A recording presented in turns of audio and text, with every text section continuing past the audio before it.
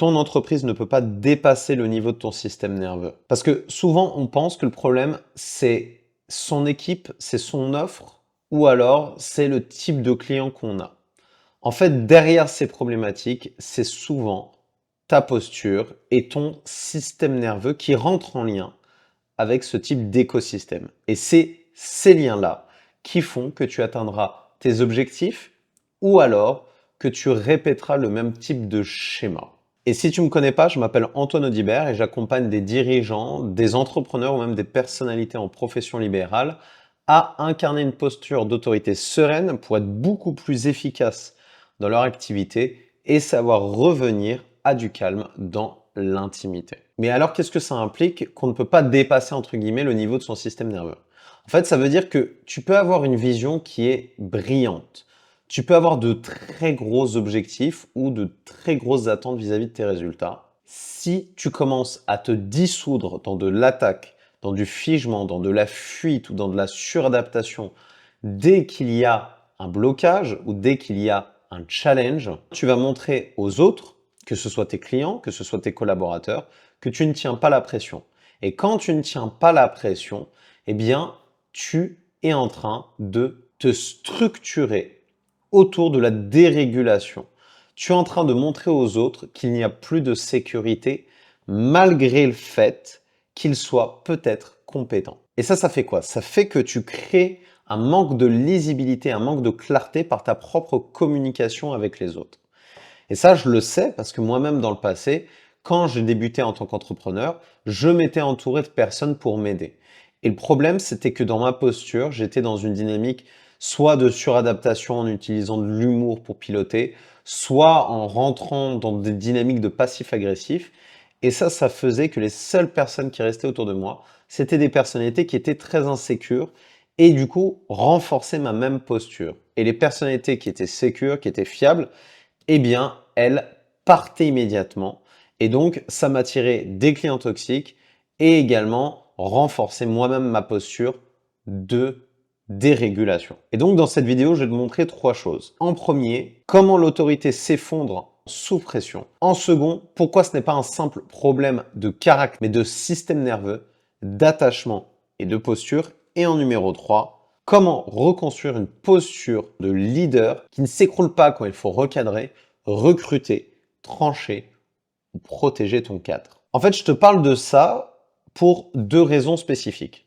La première raison, parce que moi-même, j'ai été dans des postes de cadre sur des projets extrêmement importants, que ce soit en France, au Luxembourg, au Maroc et même en Indonésie. Et dans tous ces pays-là et dans tous ces projets à des échelles différentes, j'ai observé la même chose. Les meilleurs dirigeants que j'ai pu observer, c'était ceux qui allaient dans les discussions difficiles, qui savaient maintenir un cadre alors que tout était dans de l'instabilité et qui restaient humains dans leur manière de communiquer avec les autres. En gros, c'était ceux qui étaient capables de montrer qu'ils étaient des modèles plutôt que de forcer les autres à faire des choses sans le faire eux-mêmes.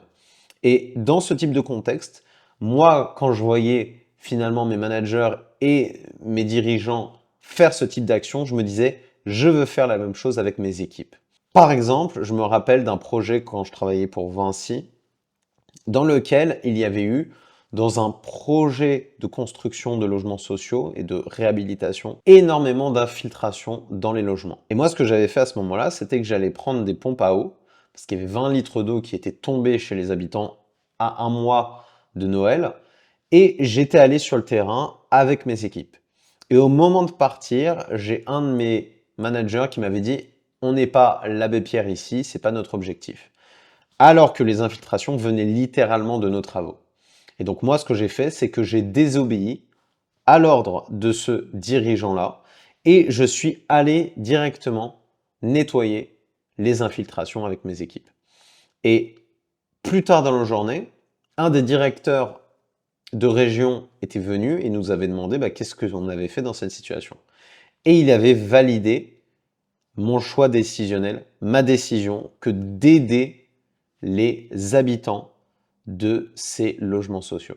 En fait, ce que je veux montrer par ça, c'est que parfois, la bonne posture n'est pas immédiatement celle qui est économique sur l'instant T.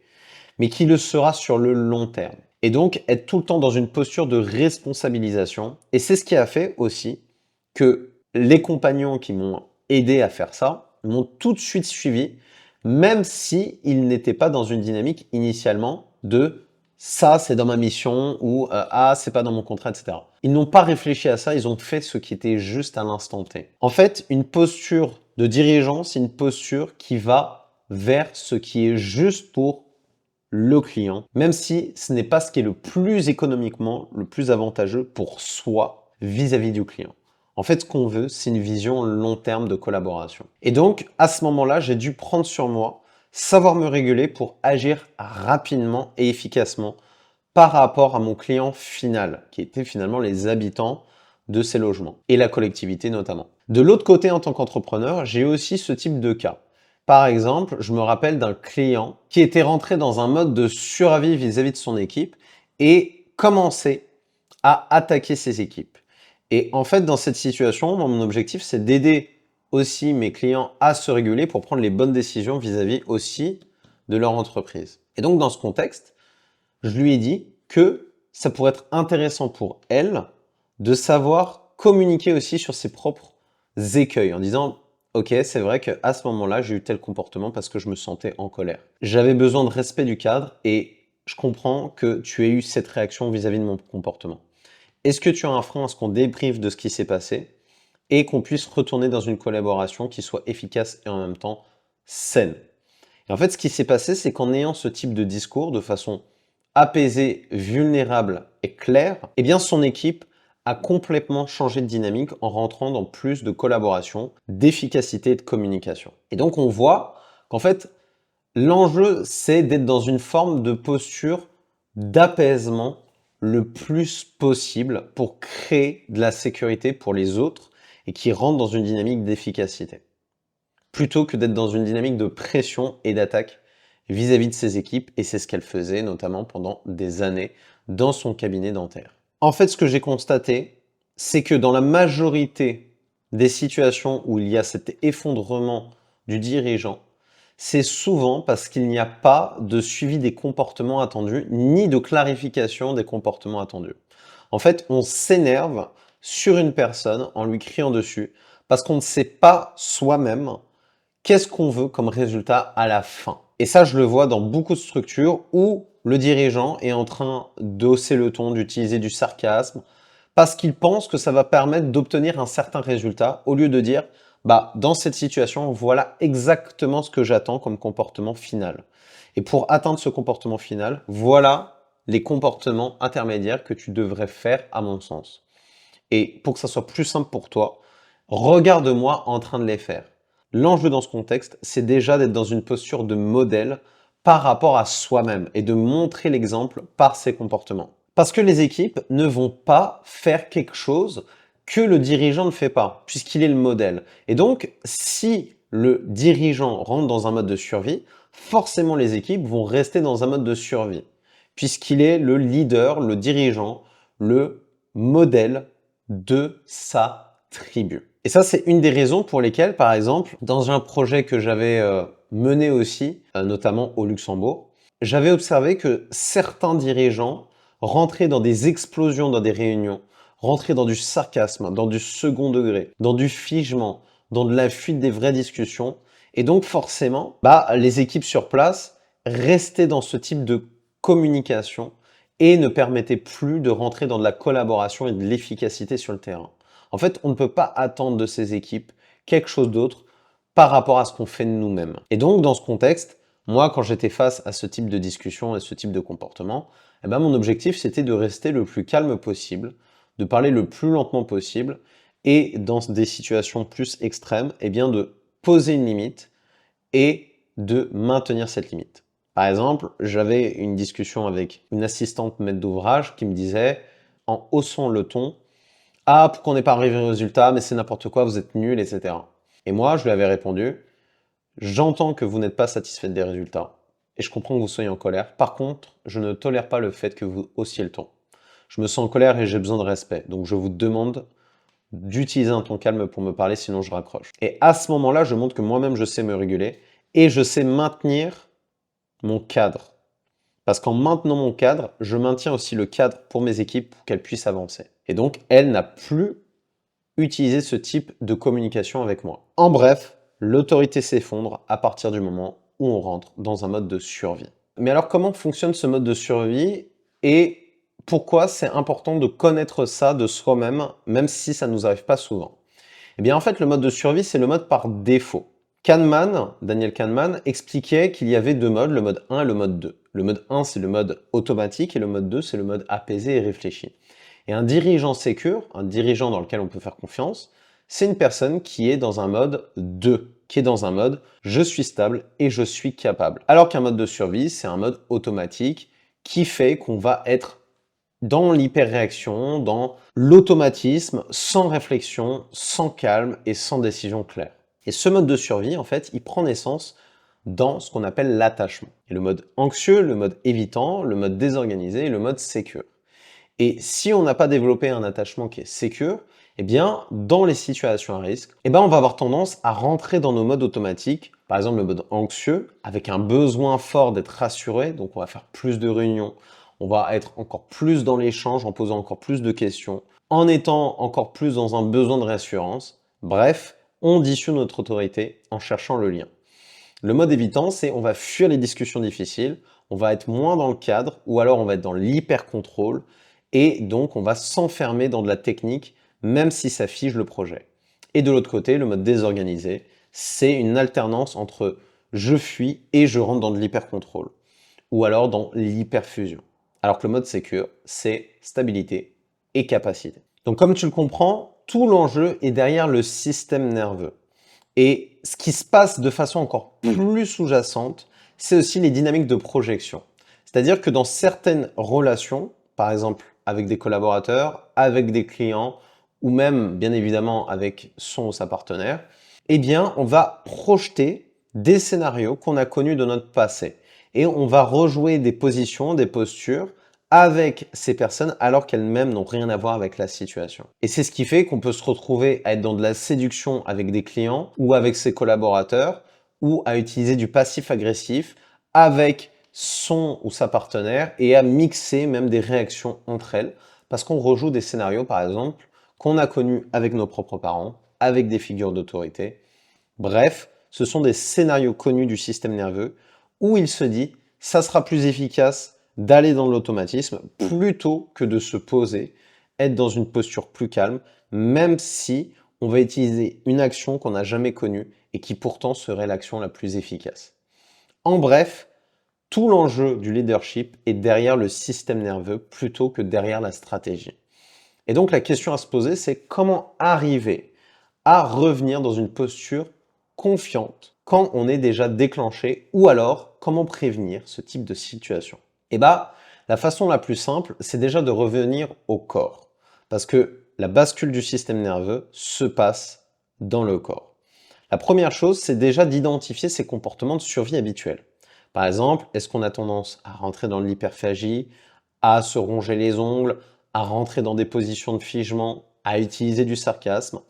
Bref, identifier ce type de comportement et essayer de base de positionner des comportements de régulation en amont. Par exemple, rentrer dans de la respiration diaphragmatique. Inspirer, bloquer, expirer. Et donc d'amener en fait un sentiment de sécurité au corps. Ensuite, ce qu'on peut faire, c'est la technique du 5 à 3, 2, 1. Regarder 5 choses différentes autour de soi pour désamorcer le mode d'hypervigilance. Toucher 4 choses autour de soi, la table, ma veste, mon pantalon, ma montre, etc., etc. Essayer d'entendre 3 choses autour de soi, sentir 2 choses, puis goûter une chose. Et là, ça permet au cerveau de sortir d'un mode d'hypervigilance sur une problématique ou sur une personne et de rentrer dans un mode de connexion au monde. Et en faisant ça, en fait, on vient diminuer le mode de survie.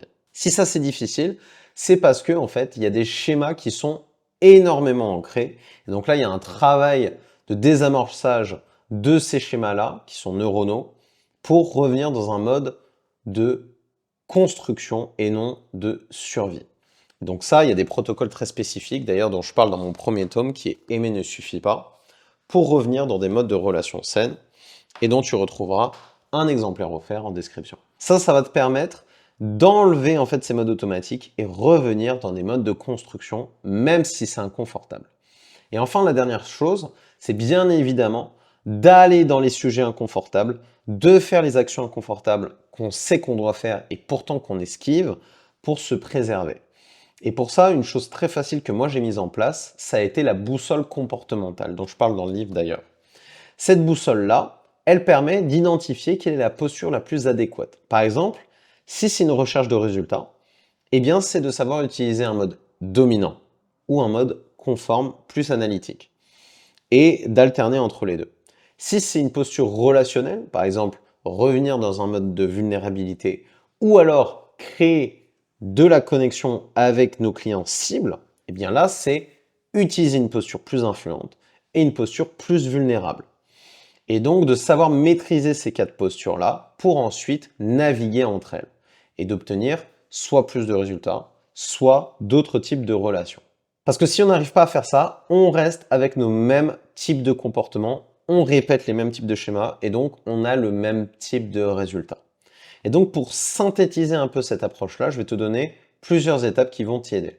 La première étape, c'est repérer le moment précis où ton autorité se dissout. Donc là, comme je t'ai dit, c'est les modes de survie qui apparaissent. Le fait de se ronger les ongles, le fait d'utiliser de l'humour, le fait de ne pas avoir mangé ou de se déshydrater et qui favorise ce type de comportement de survie qui crée de la méfiance dans le groupe. Ensuite, deuxième étape, c'est de savoir ralentir, parler plus lentement, laisser des silences, parler moins fort pour favoriser finalement la régulation et rentrer dans un mode de calme et de collaboration. Troisième étape, parler en cadre plutôt que sous le coup de l'émotion en improvisant. Et donc pour ça, tu peux utiliser la structure de la communication non violente. Quand je vois X, je me sens en colère, j'ai besoin de respect du cadre. Est-ce que tu as un problème à faire Y à la place de X? Et là, ça permet en fait d'entraîner un mode de communication qui est clair, factuel et quantifiable. Ensuite, ça va être, par exemple, de fonctionner en quoi, comment, quand et. Qu'est-ce qui te freine à faire X? Par exemple, qu'est-ce que tu as compris que tu devais faire? Comment penses-tu qu'il fallait faire telle action? Quand est-ce qu'il fallait faire telle action? Et là, si la personne répond à ces questions et qu'elle est complètement au courant de ce qu'elle devait faire, de ce qu'elle devait faire avec le quoi, le comment et le quand, tu reviens dans le qu'est-ce qui te freinait à faire telle action concrètement. Et ça te permet de désamorcer les objections et revenir à de l'action. Quatrième étape, sortir de l'oral et revenir à de l'écrit. Et favoriser en fait la discussion écrite pour avoir un cadre, un suivi, un historique et revenir à quelque chose de quantifiable. Parce que ce qui ne se mesure pas dans le temps ne peut pas s'améliorer. Donc ça va être les décisions, ça va être les dates, ça va être les actions concrètes et observables et les conséquences en cas de non-respect du cadre. Et la cinquième étape, c'est d'accepter de ne pas être validé par tout le monde dans ton équipe quand tu reviens dans un mode régulé et cadrant. Parce que forcément, tu auras des personnalités dans tes équipes peut-être qui n'auront pas la maturité émotionnelle de se réguler eux-mêmes et de revenir dans de la communication qui est claire. Et ces profils-là, si ils vont à l'encontre de tes valeurs, eh bien tu dois être prêt à t'en séparer ou alors à avoir ces discussions difficiles dès le début et par écrit notamment. En bref, ton objectif, c'est de savoir d'abord te réguler en étant factuel par rapport à toi pour redevenir le modèle et ensuite revenir à du cadre. C'est comme ça que tu sors d'un mode de survie quand tu diriges à un mode de clarté et de cadre.